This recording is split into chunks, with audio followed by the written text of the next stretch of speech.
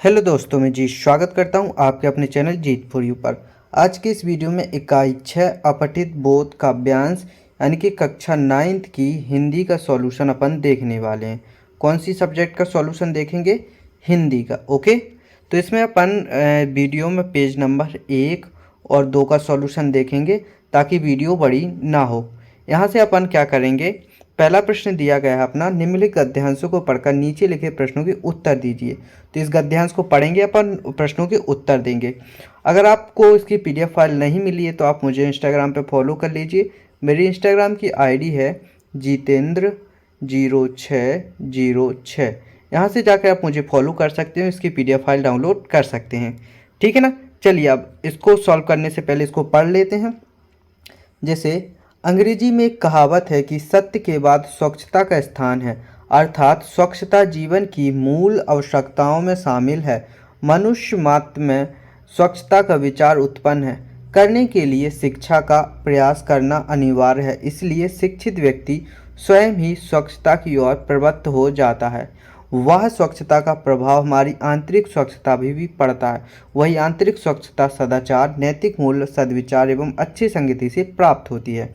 तो प्रश्न है, इसका उपयुक्त गद्यांश का शीर्षक लिखिए। शीर्षक क्या हो जाएगा अपना? स्वच्छता। किसके बारे में अपन बात कर रहे हैं यहाँ पर? वो है शीर्षक होता है, तो इसका शीर्षक क्या हो जाएगा? स्वच्छता। ठीक है ना। यहाँ पर अगला क्वेश्चन क्या है, हमारी आंतरिक सुरक्षा का आधार क्या है? आंतरिक स्वच्छता सदाचार, नैतिक मूल्य, सद्विचार एवं अच्छी संगति से होती है। क्या होती है? अच्छी संगति से होती है। ठीक है ना। आंतरिक स्वच्छता और आंतरिक सुरक्षा का आधार यही है। अगला है, उपयुक्त गद्यांश का सारांश लिखिए। सारांश क्या है? हमारी प्राथमिकता यह आवश्यक है और शिक्षा भी स्वच्छता से वातावरण शुद्ध होता है। शिक्षित व्यक्ति के लिए शिक्षा अनिवार्य है और स्वच्छता बाह्य नहीं आंतरिक भी होनी चाहिए, यानी कि स्वच्छता दोनों होनी चाहिए। स्वच्छता हमारी प्राथमिकता है। ठीक है ना। ओके, आगे चलिए।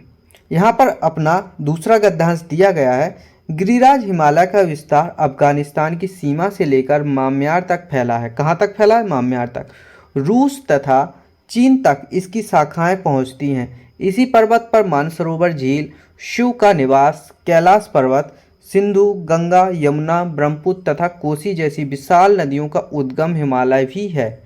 वह बद्रीनाथ तीर्थ और स्वर्ग जैसे सुंदर कश्मीर हिमालय की गोद में बसा है। संसार की सबसे ऊंची चोटी एवरेस्ट हिमालय का मुकुट है। हिमालय भारत की सुरक्षा तथा गौरव का प्रतीक है। तो अपन ने इसको पढ़ लिया है। अब क्या करेंगे, अपने क्वेश्चंस को देखेंगे। उपयुक्त गद्यांश का शीर्षक क्या है? हिमालय का ताज एवरेस्ट। ठीक ना। अब देखिए, गंगा, यमुना तथा ब्रह्मपुत्र नदियों का जनक किसे कहा गया? हिमालय को कहा गया। आप चाहे तो हिमालय भी लिख सकते हैं। एक दूसरा तरीका है लिखने का, क्या? गंगा, यमुना तथा ब्रह्मपुत्र नदियों का उद्गम या जनक हिमालय को कहा गया है, ऐसा भी अपन इसको लिख सकते हैं। ठीक है ना। दोनों तरीके से अपन लिख सकते हैं। अगला क्वेश्चन है, उपयुक्त गद्यांश का सारांश लिखिए। क्या लिखना है अपन को? सारांश लिखना। तो यहाँ पर अपन ने सारांश लिखा हुआ है। अपना सारांश क्या कहता है? भारत के हिमालय मात्र एक पर्वत नहीं बल्कि यह भारत का गौरवमयी मस्तक है। क्या है? गौरवमयी मस्तक। वैसे भी आपको मालूम होना चाहिए हिमालय बहुत सारे पर्वतों से मिलकर बना हुआ है। मस्तक पर एवरेस्ट रूपी मुकुट है, अपन ने देखा था। इसका विस्तार बहुत है, इसमें मानसरोवर झील है। तो शिव का तपोभूमि कैलाश पर्वत भी है। गंगा, ब्रह्मपुत्र, कोसी नदियों का उद्गम भी है। यहाँ कई तीर्थ हैं। यह भारत की सुरक्षा और गौरव का प्रतीक है। तो अपन ने पेज नंबर 1 को कंप्लीट कर लिया है इसमें। अब पेज नंबर 2 को भी कंप्लीट करेंगे। ठीक है ना। चलिए, यहाँ पर अपन 3 नंबर का गद्यांश देखेंगे। 3 में क्या लिखा हुआ? विद्या अमूल, अनश्वर तथा सर्वोच्च धन है। कैसा है? अनश्वर। ठीक है ना। अन्य सभी प्रकार के धन कभी न कभी नष्ट हो जाते हैं, परंतु विद्या धन कभी नष्ट नहीं होता। तो अपन को मालूम होना चाहिए कि विद्या अपना एक ऐसा धन है जो कभी भी नष्ट नहीं होना चाहिए। इससे ज़्यादा से ज़्यादा अपन को विद्या को कमाना चाहिए। रावण स्वयं लंका को नष्ट होने से बचा सका, उसका बल तथा धन भी नष्ट हो गया। युद्ध में पराजित हुआ, परंतु श्री राम भी उसका विद्या ज्ञान नहीं छीन पाए। ठीक है ना। युद्ध में वर्णासन पढ़े रावण ने लक्ष्मण से विद्या धन प्राप्त किया था, अतः विद्या धन ही वह एकमात्र पूंजी है जो हमेशा हमारे साथ रहती है। ओके, आगे इसमें अपना पहला क्वेश्चन क्या है, रावण के पास सबसे अमूल्य धन कौन सा था, विद्या या ज्ञान, उसको अपन ज्ञान भी बोलते हैं। कौन सा अमूल्य धन था, विद्या या ज्ञान। अगला है उपयुक्त अनुच्छेद का सारांश लिखिए। सारांश क्या है अपन देखते हैं। चलिए, सारांश है मनुष्य की सबसे बड़ी पूंजी होती है ज्ञान या विद्या। अन्य सभी चीज़ें नाशवान हैं, छीनी जा सकती हैं, नष्ट हो सकती है, परंतु विद्या ही एकमात्र है जो अनश्वर है, अमूल है। यह वह सर्वोच्च धन है जो खर्च करने पर घटता नहीं बल्कि बढ़ता है। रावण के पास बल, वैभव, धन धान सब था, उसके पास विद्या भी थी। ओके, आगे अगला क्वेश्चन है उपयुक्त अनुच्छेद का शीर्षक लिखिए। शीर्षक है मूल्यवान पूंजी विद्या। सबसे मूल्यवान पूंजी क्या है, विद्या। आगे अब यहाँ पर अपन देखेंगे गद्य 4। भारत में ध्वनि प्रदूषण को दैनिक जीवन का एक हिस्सा माना जाता है। क्या माना जाता है, हिस्सा माना जाता है, और एक बड़ी सीमा तक इसमें हमने इसके साथ रहने के अभ्यस्त हो चुके हैं। इसलिए भारत में ध्वनि प्रदूषण के विरुद्ध सामाजिक चेतना का अभाव। 45 डेसिबल से अधिक की ध्वनि शोर मानी जाती है, जबकि दिल्ली, कोलकाता तथा मुंबई जैसे महानगरों में ध्वनि का स्तर 90 डेसिबल से भी अधिक है। उल्लेखनीय है कि मुंबई विश्व का तीसरा सबसे शोरगुल वाला शहर है।